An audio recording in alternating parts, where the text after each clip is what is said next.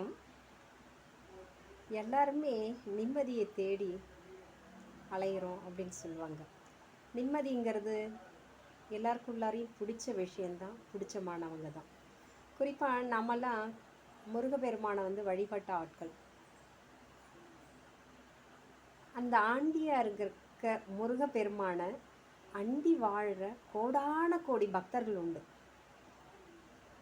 நம்ம கிருபானந்த வாரியார் சொல்லுவாங்க, எம்பெருமான் முருகக்கடவுள் அப்படிங்கிட்டு.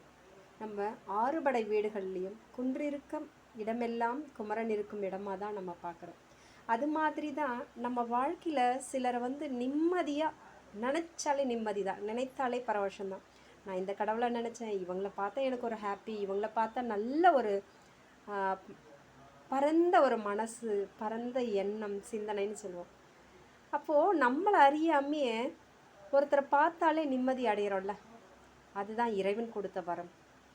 எங்கெங்கேயோ இருக்கிற இறைவனை, தூணிலும் இருப்பான் துரும்பிலும் இருப்பான்ற அந்த இறைவனை ஒருத்தருடைய உருவத்தின் வடிவில் தான் வராரு.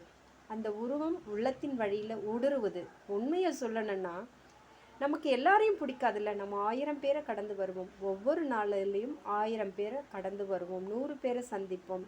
அதில் 10 பேர் நமக்கு நேசித்தவங்க மாதிரி இருக்கும், உறவுக்காரங்களாக இருப்பாங்க, சொந்தக்காரங்களாக இருப்பாங்க. ஆனாலும் நமக்குன்னு பிடிச்ச ஒரு உருவம் இருக்குல்ல, அந்த உள்ளம்தான் நம்மளுடைய நிம்மதின்னு நான் நினைக்கிறேன். அதுவே ஒவ்வொரு மனசு சன்னதியாகவும் இருக்கும். நன்றி, வணக்கம்.